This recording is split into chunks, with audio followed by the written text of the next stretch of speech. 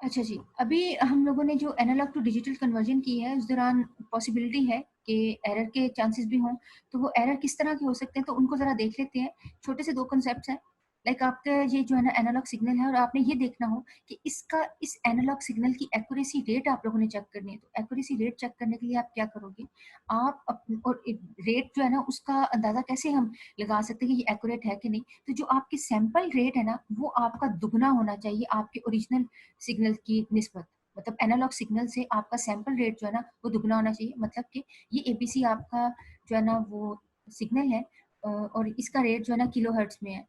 ABC 1 2 3 कुछ भी है, ठीक है? वो हम लोगों ने एक मेजरमेंट रख दी कि किलोहर्ट्ज़ में है। तो जो आपने सैंपल रेट है जब भी आप निकालोगे वो इसके डबल होना चाहिए, कि आप उसको 2 के साथ मल्टीप्लाई कर दो, उसका दुगना निकलना चाहिए। लेकिन अगर आपका ये उससे कम है आपके एनालॉग सिग्नल से, तो इसका मतलब है कि ये आपका एरर है और इस एरर को हम अलाइजिंग एरर कहते हैं। और ये जो रूल है ना जिसकी बात अभी हम लोगों ने किया, न्यूक्विस्ट रूल, ये रूल क्या है? रूल ये कहता है कि आपका एनालॉग सिग्नल से आपके सैंपल रेट को दुगना होना चाहिए। ये सिंपल सी बात है। ओके, क्वांटाइजेशन एरर क्या होता है? क्वांटाइजेशन एरर जो है ना वो जब नॉइस आपकी हो, या चलो नॉइस की बजाय हम लोग ये तो एग्जांपल में आ जाएगा, इसको हम इस तरीके से ले सकते हैं। जैसे फॉर एग्जांपल जब हम लोग ये मेजरमेंट करते थे और इसमें सैंपलिंग निकालते थे, और सैंपलिंग हम किस तरह निकालते थे कि जो नियरेस्ट आपका जो नंबर होगा ना, उससे उसको हम चूज करेंगे। ठीक है? तो वो जब हम लोगों ने नियरेस्ट नंबर को चूज करना है, इस दौरान पॉसिबिलिटी हो सकती है कि आपका एरर आ जाए।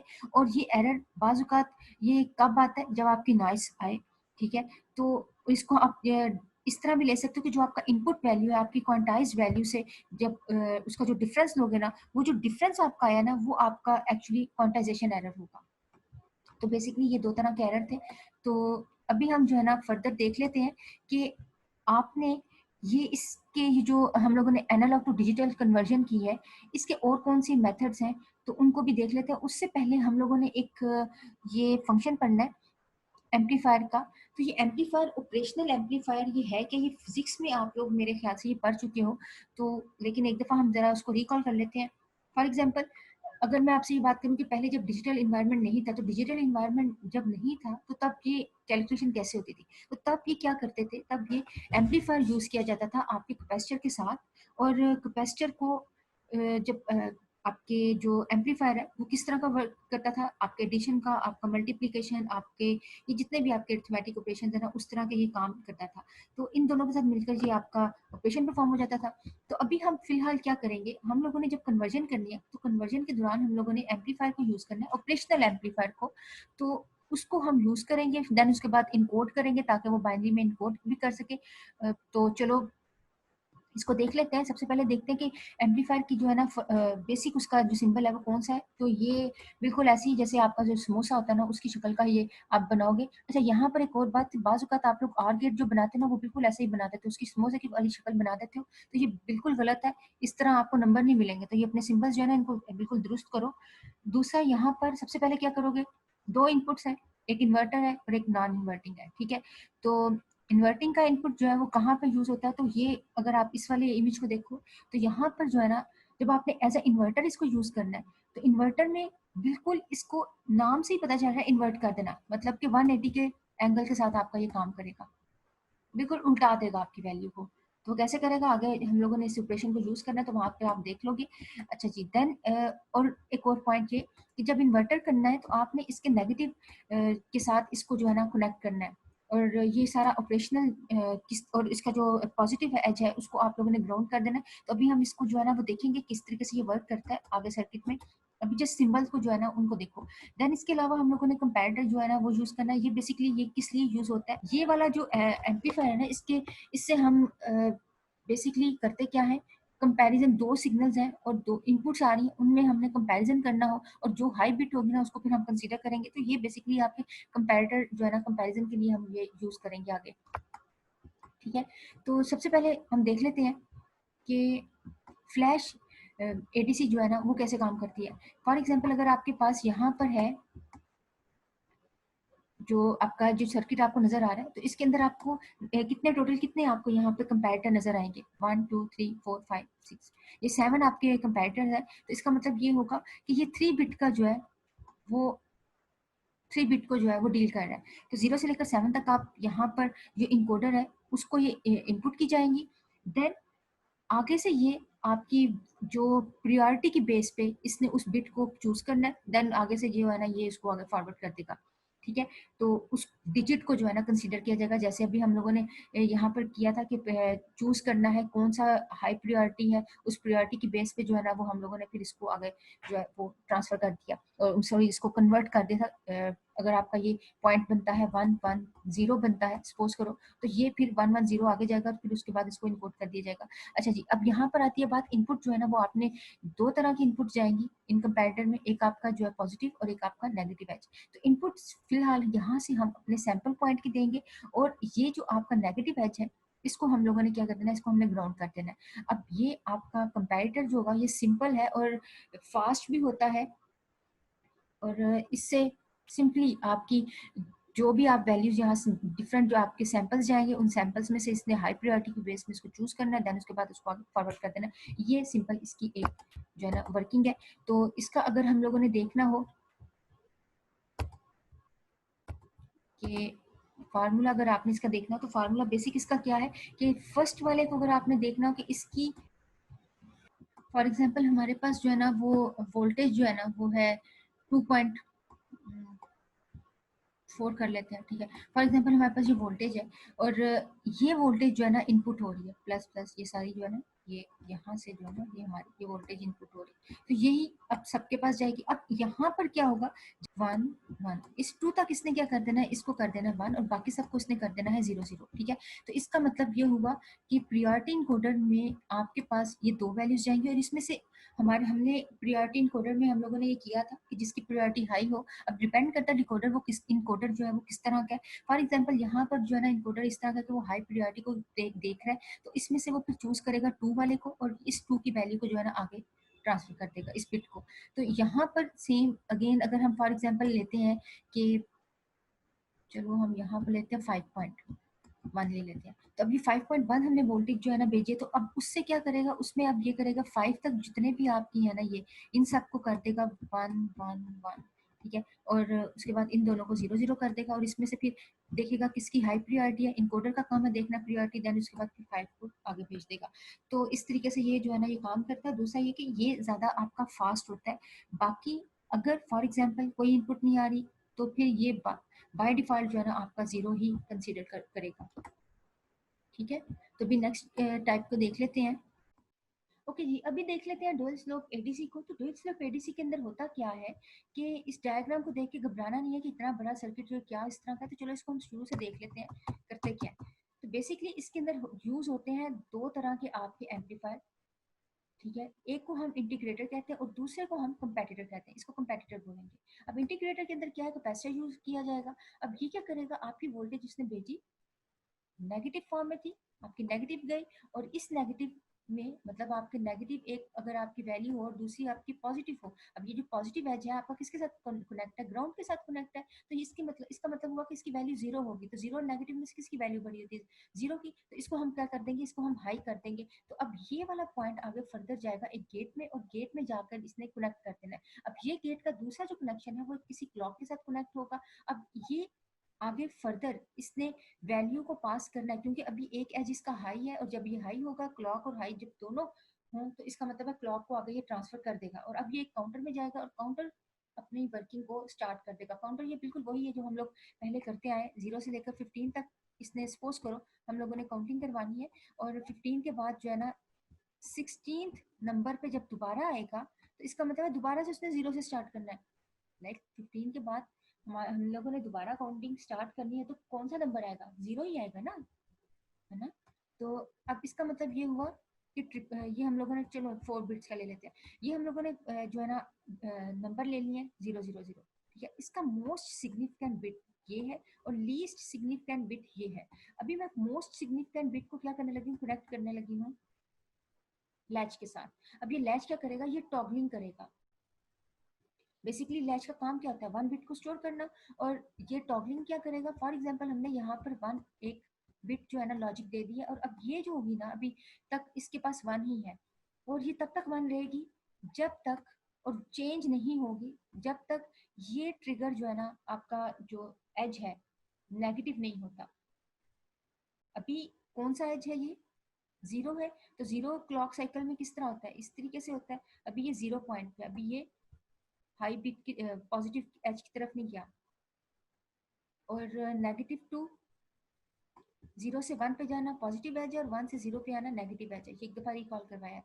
अच्छा, अब इस अगर ये कनेक्ट हो गया, मतलब ये नेगेटिव एज पे आ गया, तो टॉगलिंग होगी। टॉगलिंग से होगा क्या? होगा ये कि ये वाला जो स्विच है ना, इसने वर्किंग करनी है और इसने अपने कंट्रोल को रेफरेंस पे मूव कर देना है। और रेफरेंस जो है ना, ये आपकी फिक्स्ड जो है ना आपकी वोल्टेज है, और इसकी वैल्यू नेगेटिव होगी। अच्छा जी, अभी हम एक जो है ना स्टेप बाय स्टेप एक वैल्यू को जो है ना पास करवा कर देखते हैं। फॉर एग्जाम्पल, अभी आपने 0 0 0 किया, नेक्स्ट वैल्यू जो होगी वो अगेन जीरो से जीरो पे ही मूव कर रही है। मोस्ट सिग्निफिकेंट बिट जीरो से वन पे नहीं जा रही, जीरो पे जीरो ही है। तो फिर दोबारा से जीरो से उसने जीरो पे ही मूव करना है, और फिर दोबारा से जीरो से जीरो पे ही मूव करना। ये तब तक करेगा, सपोज आपकी नेक्स्ट आपकी वैल्यू आ जाती है, करते करते करते आप इस पॉइंट पे पहुंच गए हो। तो उसके बाद दोबारा से आपने क्या किया, 15 पे पहुंच गए, 14 के बाद 15 पे पहुंचे। तो अभी भी ये पॉइंट कौन से है? जीरो के बाद इसने अगेन क्या किया, वन ही ये रखा है। तो जीरो के बाद वन पे जाओ तो आपका एज चेंज हुआ। एच तो चेंज हुआ, बट वो पॉजिटिव एच चेंज हुआ, नेगेटिव नहीं हुआ। और हमने कहा था ये टॉगलिंग की वैल्यू तब चेंज होगी जब आप नेगेटिव एच पे होगी, तभी तो पॉजिटिव एच है। तो इससे क्या होगा, अभी भी स्टिल ये स्विच इसी पे रहेगा, चेंज नहीं होगा, वैल्यू अगेन नेगेटिव, और फिर वैल्यू हाई होगी, और उसके बाद अगेन काउंटर आया। और अब की बार उसने नेक्स्ट वैल्यू आपकी जब चेंज करनी है, वन से जीरो पे आना है, क्योंकि काउंटर क्या करता है, 15 के बाद उसने 16 नंबर पे जब जा रहा है तो अगेन जीरो से स्टार्ट करना है ना। तो इसका मतलब हुआ वन से जीरो पे अगेन आया। तो अब जैसे ही वन से जीरो पे आया, तो अब ये हाई बिट से लो पे आ गया। इसका मतलब है ये अब आपकी क्लॉक की जो है ना एज चेंज हुआ, तो इसकी वजह से इसकी वैल्यू भी चेंज हुई, और अब वो वैल्यू क्या बन गई है, जीरो। और जीरो होने से क्या होगा, ये स्विच जो है वो मूव कर जाएगा रेफरेंस पे, और रेफरेंस जो है ना यहाँ पर हमारे पास नेगेटिव है। अब यहाँ पर अगर हम इसको देखें कि फॉर एग्जाम्पल, ये मैं यहाँ पे ग्राफ बनाती हूँ कि स्टार्ट में हमारे पास क्या था, ये जो कैपेसिटर से हमारी जो वैल्यू निकल रही थी वो चार्ज कर रहा था, ठीक है, पॉजिटिव से नेगेटिव, क्योंकि इनपुट आपकी पॉजिटिव आई थी, पॉजिटिव से फिर आपकी नेगेटिव की तरफ चार्ज हो रहा था, ठीक है। और काउंटर तो वो कर ही रहा था। लेकिन एक टाइम एक ऐसा आया कि एज चेंज हुआ और वैल्यू चेंज हुई लैच की, और उससे स्विच जो है वो इस पे मूव हो गया। तो इसका मतलब है अब जो है ना स्विच चेंज हुआ, जैसे ही स्विच चेंज होगा अब डिस्चार्जिंग स्टार्ट हो जाएगी, मतलब इसकी वैल्यू बढ़ना शुरू होगी। अब इसको हमने पॉजिटिव की तरफ इंक्रीज करवाना है, तो इसका मतलब ये है कि ये पॉजिटिव से नेगेटिव की तरफ तो चार्ज हो रहा था, और वो नेगेटिव इस वजह से नेगेटिव की रेंज में आ रहा था। बट अभी ये क्या होगा, अभी ये डिस्चार्ज होने लगा है। तो डिस्चार्ज होते होते होते होते अब फॉर एग्जाम्पल ये आपकी जो वैल्यू है ना, तो वो पहुंचा है, ये अभी एक समझ लो कि अभी ये जीरो से नीचे ही है, ठीक है। तो अभी भी उसने इसको कंसीडर हाई करना है। उसके बाद जीरो के बाद उसने जीरो जीरो जीरो के बाद वन जीरो जीरो, ठीक। और अगेन नीचे आएगा, फिर उसके बाद जीरो से जीरो पे कंट्रोल गया, तो इसका मतलब है एच चेंज नहीं होगा, तो ये स्टिल आगे जीरो ही मूव करेगा। और ऊपर गया तो अब ये कंट्रोल अभी भी रेफरेंस पे है, फिर दोबारा करेगा, हाई होगा, देन उसके बाद काउंटर चलेगा, नेक्स्ट वैल्यू आपकी निकलेगी जीरो जीरो वन जीरो, और ये चलता जाएगा। और जैसे ही कंट्रोल, अब ये नेगेटिव एज है, अभी भी इधर ही है, तो जैसे ही ये अभी नेगेटिव एज जो आपका है वो आहिस्ता आहिस्ता डिस्चार्ज होते होते, अब ये जीरो पॉइंट समझ लो कि जैसे ही 0.1 पे पहुंचेगा, डिस्चार्ज करते होते आपकी वैल्यू अब वो पॉजिटिव की तरफ आ रही है। तो उसने क्या करना है, उसने ये करना है कि अब आपकी सपोज यहाँ पर वैल्यू होती 1001, तो अब उसने इस केस में क्या करना था, आगे लैच को नहीं देखना, यहीं पे उसने चेक कर लेना था कि अब ये जीरो के इक्वल आ गया, तो जीरो से इक्वल नहीं तो जीरो से 0.1 हो गया, तो ये इससे ग्रेटर है, तो अब ये नेगेटिव आगे जाएगा और इससे आपकी लो हो जाएगी वैल्यू। लो होने की केस में क्या होगा, आगे काउंटर वर्क नहीं करेगा, और जब काउंटर वर्क नहीं करेगा तो आपका रिजल्ट ये वाला निकलेगा। ठीक है। इधर से आपको एक और पॉइंट जो है ना वो पता चल रहा होगा कि ये जो इनपुट है वो इनपुट से आपके जो है ना ये मैग्नीट्यूड आप कैपेसिटर की कितना फिल कर सकते हो। लाइक अभी आपकी वैल्यू सपोज करो 2 है तो वो इतना हुआ, लेकिन अगर मैं 4 करती हूँ तो वो यहाँ से यहाँ तक फिल करेगा, इसको ज्यादा करेगा। ठीक है, लेकिन कितनी देर तक करेगा वो डिपेंड किस पे करता है, सोचो। यस, वो डिपेंड करता है आपकी इस स्विचिंग पे। सपोज अगर आपका स्विचिंग अभी यहाँ पर है तो ये तब तक इसको इसने इधर ही रखना है, जैसे ही स्विच चेंज होगा तो आपका कंट्रोल जो है उसने यहाँ से इसका जो है ना ग्राफ चेंज करना शुरू कर देना है।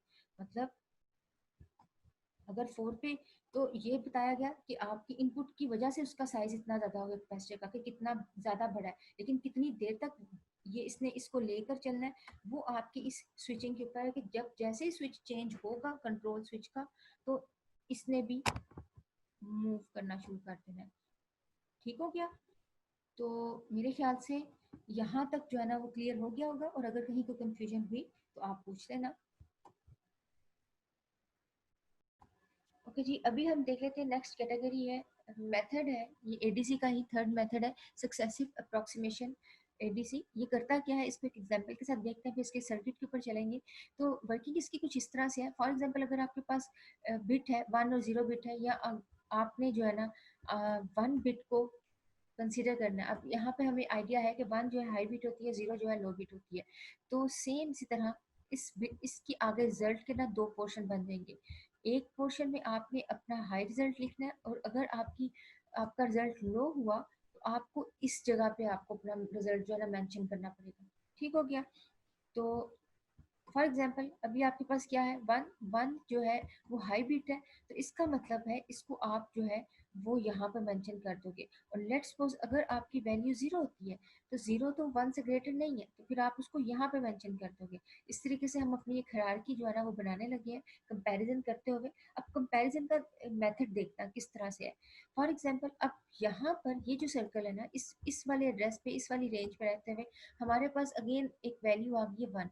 अब इस 1 को इसके साथ कंपेयर करना है, क्योंकि ये हाई बिट है तो इसका जो हाई वाला पोर्शन होगा ना वहां पर हम इस 1 को लिख देंगे। लेकिन एक और काम भी करेंगे, वो ये कि इस वाले जो ओरिजिनल आपकी वैल्यू है उसको भी साथ ऐसे मेंशन कर देंगे। मतलब जिसके एड्रेस के आगे हम मेंशन कर रहे हैं ना 1, उसको भी यहाँ पर लिखेंगे। ठीक। फॉर एग्जाम्पल अब की बार हमने लिया है 0। अब 0 को इसके साथ कंपेयर करेंगे तो क्योंकि ये हाई बिट है तो हाई बिट तो साथ प्रीवियस जो है वो आएगी ही आएगी, लेकिन 0 को हम लोएस्ट वाले एरिया में मेंशन कर देंगे कुछ इस तरह से। ठीक है। सेम अगर मेरे पास अब वैल्यू है 0, अब इस 0 को मैंने इस 0 के साथ कंपेयर करना है, तो मुझे यहाँ पर आप सोच कर बताओ कि इसको मैं इसकी हाई वाली रेंज में लिखूंगी या लो वाली रेंज में, सोचो। यस, इसको हम इसकी लोएस्ट रेंज में लिखेंगे। और क्या ये जो प्रीवियस 0 है इसके साथ आएगा? आप इसका आंसर ये है कि आप इसको साथ लगाओ ना लगाओ कोई इशू नहीं। इवन कि आप ये 0 लिखो भी ना तो कोई इशू नहीं है, लोएस्ट वैल्यू लिखो भी ना तो हर्ज नहीं है। अच्छा, अब यहाँ पर हमने क्या करना है, 1 ले रहे हैं, तो इस 1 को अब इसके साथ कंपेयर किया। यस, ये हाई है तो इसकी हाई वाली जो रेंज है ना वहां पर हम इस 1 को मेंशन कर देंगे। अब यहाँ पर एक और बात आती है, जैसे यहाँ पर हमने प्रीवियस ये 1 ऐसे लिखा था तो यहाँ पर 0 लिखेंगे। अगेन आंसर ये है, 0 को लिखो ना लिखो कोई इशू नहीं है। तो ये कुछ इस तरीके से बन जाएगा। ठीक है। अब यहाँ पर आता है कि फर्दर जो है ना हम लोगों ने इसको करना है। जैसे कि ये है, इसको लेते हैं, तो क्या इसके भी आगे से दो ही पार्ट्स निकलेंगे? अब मेरे पास वैल्यू है 1, अब मैंने इसको कंपेयर करना है, तो अब मैं इस 1 को कहाँ पे लिखूंगी? तो इसका प्रीवियस जो है ना वो रिजल्ट भी लिखेंगे, और अगर 0 है तो इसका मतलब है वो इसकी लोएस्ट रेंज में आएगा, तो उस 0 को भी लिखेंगे, और प्रीवियस जो है ना 1 0 भी लिखेंगे। अभी यहाँ पर मैं स्टॉप करके एक चीज़ आपके साथ शेयर करती हूँ। जैसे अभी मैंने कहा कि 0 को लिखो ना लिखो इशू नहीं है, तो 0 कौन से वाला लिखने ना लिखने का इशू नहीं है, वो आपके प्रीवियस वाले का, नेक्स्ट वाला नहीं। जो प्रीवियस रिजल्ट है ना उसकी बात हो रही है। लाइक यहाँ पर अगर मैं सपोज करो बाइनरी में ही हम अगर बात करते हैं ऐसे, तो हम कहेंगे ये 4 है। तो कुछ लोग ऐसे भी कह सकते हैं कि नहीं ये 0 भी है तो इसका मतलब भी तो कुछ है, लेकिन आप फिर उनको ये समझाओगे कि इस वाली बिट को कंसीडर करो ना करो इशू नहीं, हाँ इस 1 के आगे वाले जीरोस को आपने कंसीडर करना है। सेम वही लॉजिक यहाँ पर है कि हमने प्रीवियस जो है ना उसका वो 0 कंसीडर करो ना करो इशू नहीं है, नेक्स्ट वाले को हमने मेंशन करना है। तो सेम वही चीज है। तो हम इसको क्या बोलेंगे, ये आपका क्या है, इधर मैं इस 0 को मेंशन करूँ ना करूँ कोई इशू नहीं, बट 1 को अगर मुझे लिखना, प्रीवियस 1 को साथ लेकर चलना जरूरी है, प्रीवियस 1 को इस 0 के स्टार्ट पर लगाना जरूरी है। ये वाले जीरो ना भी लगाओ तो कोई मसला नहीं। अब सेम यहाँ पर भी वही केस है कि जैसे मेरे पास अब 1 है तो 1 को मैं ऐसे खाली लिख दूँ और 0 को भी मैं खाली लिख दूँ तो कोई इशू नहीं है। 1 वाले केस में 1 आ जाएगा, 0 वाला जो है वो लोएस्ट वाली जगह पे आ जाएगा। और अगर इसके स्टार्ट में ये प्रीवियस इसके जीरोस लगा भी दूं तो फिर भी ये 1 ही रहेगा, कोई हर्ज नहीं है। तो बेसिकली बात ये होती है कि हमें लोएस्ट जो आपका बिट है ना उसको कंसीडर करो ना करो तो प्रॉब्लम नहीं। तो सेम इसके आगे जो है ना इनको भी देख लेते हैं। जैसे कि फॉर एग्जांपल अगर हमारे पास ये बिट है तो इसके आगे मैंने जो है ना वो 1 लगाना, तो आप 1 और 0 को प्रीवियस लेकर चलोगे, क्यों, क्योंकि ये एक आपकी हाई बिट वाली रेंज है। तो हाई बिट वाली रेंज को तो आपको लेकर चलते रहना है, एंड तक लेकर चलना है। लेकिन अगर वो 0 वाली रेंज है तो उस 0 को लगाओ ना लगाओ इशू नहीं। तो अगर आप एंड पर देखो तो ये जो आपके पास बाइनरी निकली है ये आपकी 0 से 7 तक आपकी बाइनरी नहीं बन रही। और हमें पता है कि 1 से पहले वंस जो है वो जरूरी है, लेकिन ये वाले जो फर्स्ट जीरोस है इनका लिखना ना लिखना कोई इशू नहीं। ठीक हो गया। सेम यही वाली लॉजिक अब हम क्या करने लगे हैं, यहाँ पे अपना सर्किट बनाने लगे हैं। सर्किट में हम करेंगे क्या, ऐसे यार सक्सेसिव अप्रोक्सीमेशन एडीसी रजिस्टर है बेसिकली ये। तो ये क्या कर रहा है, इनपुट भेज रहे हो, इनपुट आपने क्या की, वो एडीसी को प्रोवाइड की। अब एडीसी सॉरी डीएसी को प्रोवाइड की, वो डीएसी क्या करेगा, कंपैरिजन करेगा। कंपैरिजन किस चीज का करेगा, आपके एनालॉग सिग्नल्स का। मतलब आपने कुछ वोल्टेज में यहाँ पर वैल्यू दी है, वैल्यू 6.5 दे दो या 6 दे दो, या जो भी आपने वैल्यू दी, उस वैल्यू को ये जो आपने यहाँ पे बाइनरी फॉर्म में प्रोवाइड की है वैल्यू, उस डिजिटल वैल्यू को एनालॉग में कन्वर्ट करेगा, देन उसका कंपैरिजन निकालेगा। और उसके बाद फर्दर नेक्स्ट आपकी जो है ना ये इस तरह सक्सेसिव जो है आपकी वैल्यूज को जनरेट करता जाएगा, जैसे अभी हमने पीछे किया।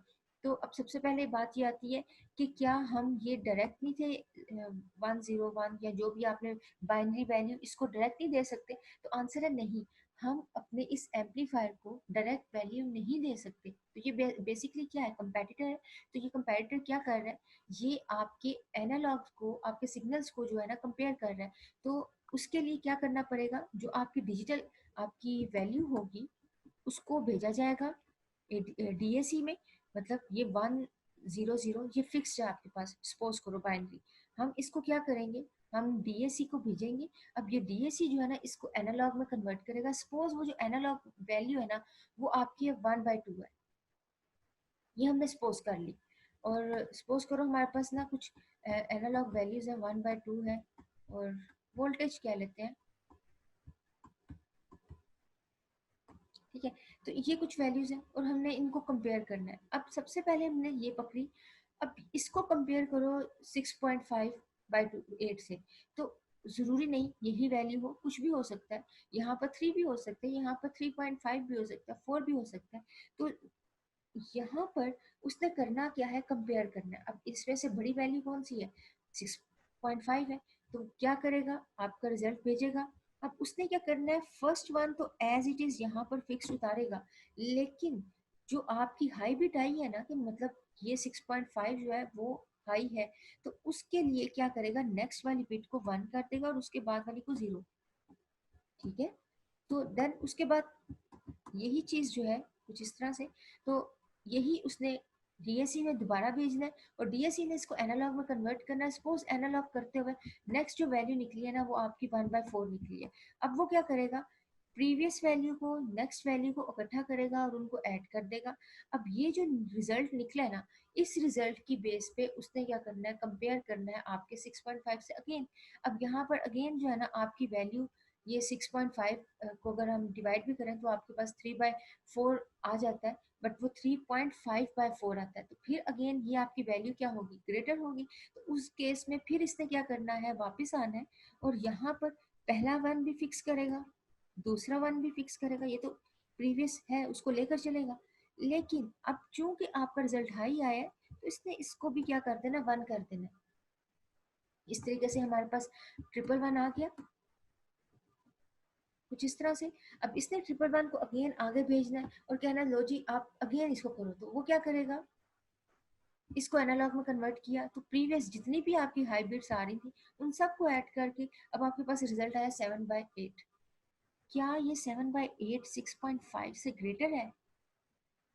तो अब यहाँ पर क्वेश्चन आता है, ये आ गया आपका लेस हो गया और ये ग्रेटर हो गया। इसका मतलब है अब इसने आपका रिजल्ट भेजना है, तो आपकी जो वैल्यू है ना, ये इसको कंसीडर किया जाएगा जीरो।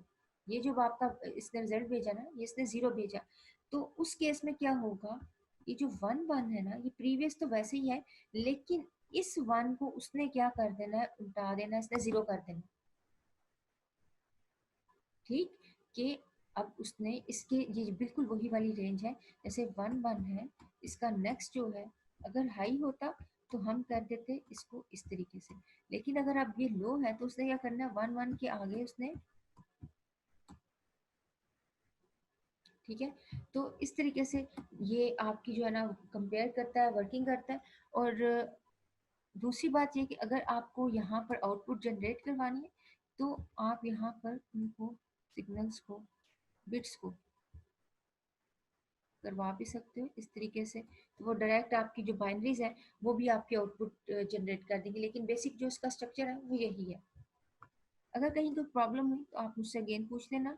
इसका देख लेते हैं कि फ़ायदा क्या है। फॉर एग्जांपल अगर हम लोग बात करें प्रीवियस की, तो उसमें हम लोगों ने क्या किया था, 3 बिट का आपका जो था ना जो नंबर था, तो उसमें आपके कंपैरेटर कंपैरिजन करने के लिए कितने लगते थे, उसमें आपके हर बिट के लिए एक आपको एक कंपैरेटर लगाना पड़ता था, मतलब टोटल 7 आपको कंपैरेटर लगाने पड़ते थे।